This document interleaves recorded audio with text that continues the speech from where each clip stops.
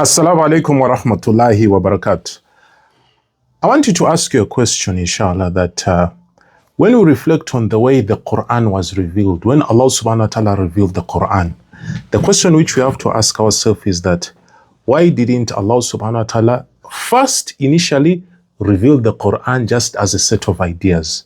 Another question you can ask, why didn't Allah subhanahu wa ta'ala first reveal the Quran as a collection of laws? Okay?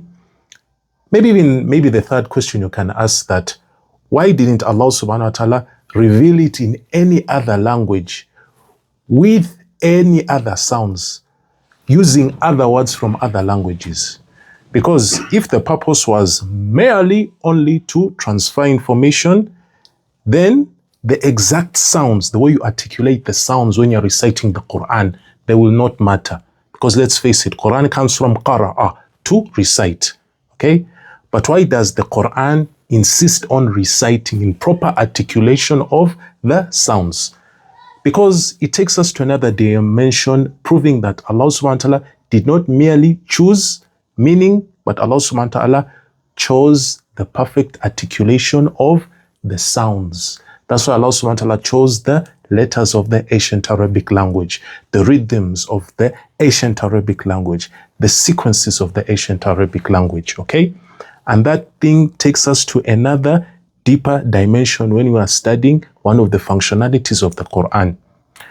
We all remember that Allah subhanahu wa ta'ala is Al-Hakim, the perfectly wise, putting everything where it's supposed to be. Then we know that every choice Allah subhanahu wa ta'ala made in the revelation of the Quran, every letter put had a certain purpose. And today, inshallah, we are going to discover slowly by slowly, bi'idhnillah, the crux of that purpose. Now with that, with my initial introduction there, we know that there's a difference between information and experience of hearing that information. Because let's face it, most of us really approach the Quran just like it's just information. They always ask questions like, what does this ayah mean? What's the meaning in terms of its placement in this surah? Yani, those are important questions, but they always ignore the initial revelation of the Quran, how it was revealed, okay? There's also another profound question, mashallah, okay, which people always overlook and sometimes they never ask, okay? Why does this ayah sound? Yani, what's the articulation? Why is it articulated the way it is? Yani, we just really have to really think about it. Think about the listening experience. Huh? Let's give a practical example. If I come and just say to you, Assalamu alaikum, and I just say, Assalamu alaikum, yani, that's information I have given you, salam. But what really deciphers the same letters, the same set of information is just the tone, okay?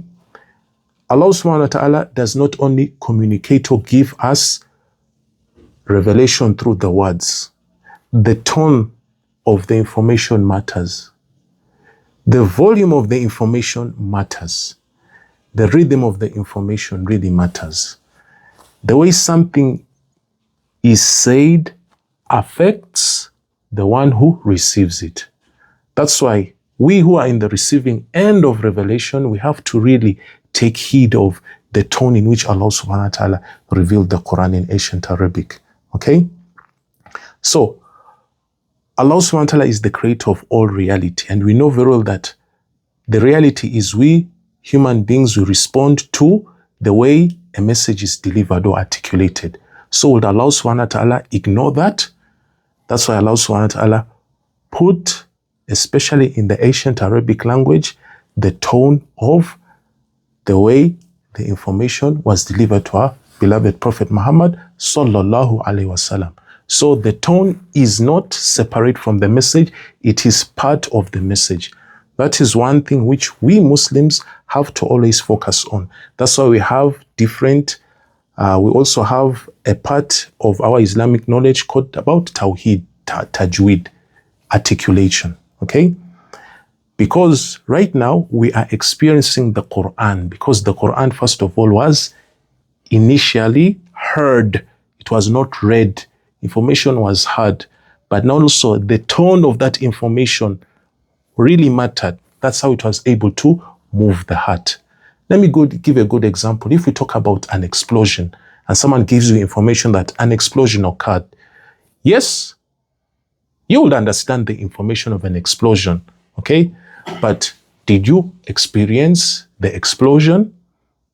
Now, let's imagine you standing and you experience the explosion, okay? The waves pushing you away. The sound itself becomes part of the experience. So someone will say explosion, not just explosion, okay?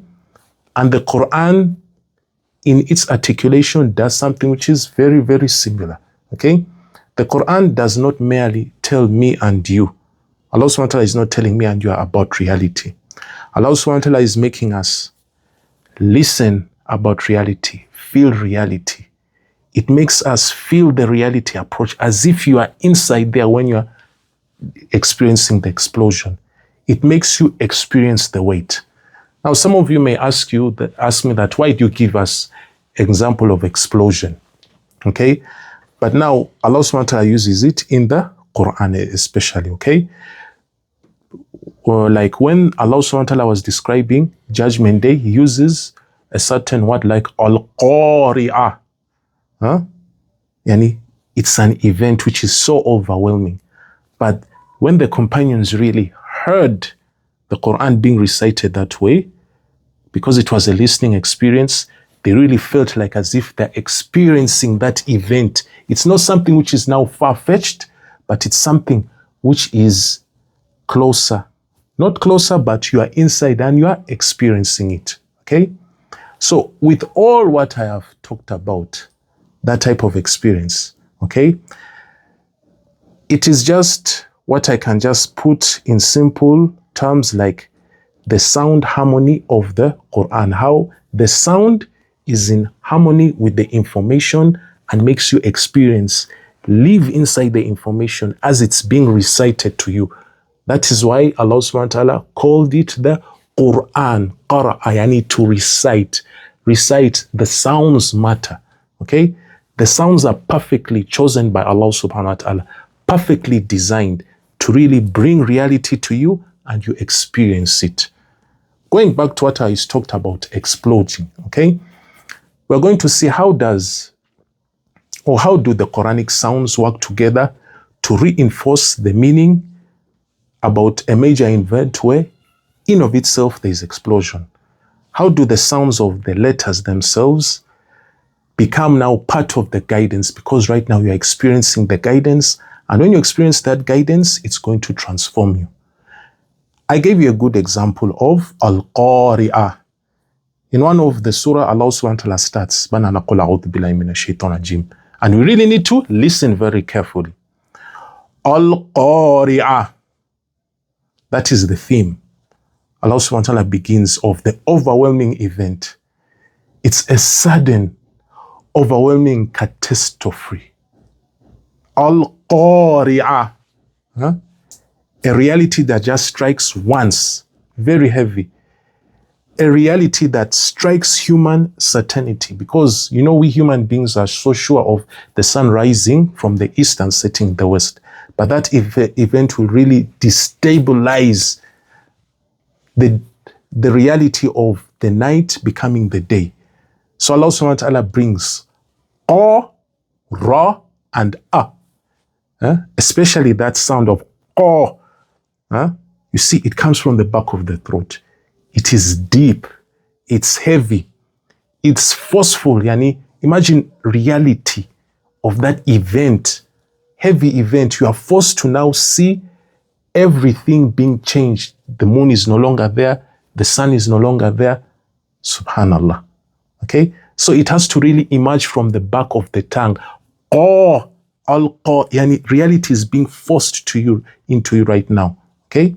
It's not a sound that drifts gently to the ear. Al-Qari'ah. It strikes. But now notice Allah subhanahu wa ta'ala telling us about that event. When you're listening to that revelation. Al-Qari'ah.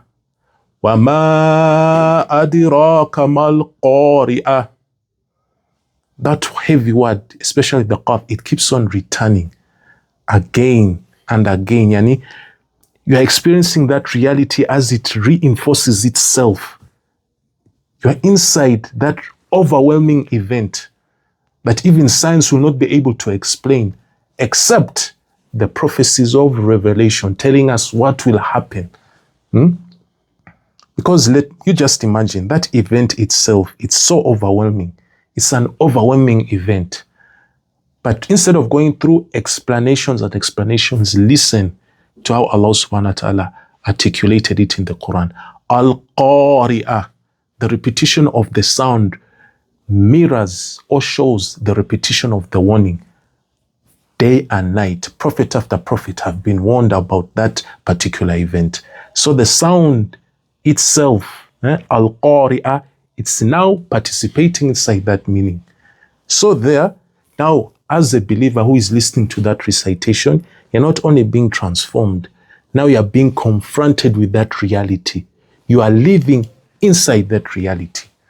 So you see, in the series which we are going to continue with, inshallah, we are going to be seeing what is the purpose of Allah subhanahu wa ta'ala, first of all, revealing the Quran and choosing its mode that it's supposed to be recited.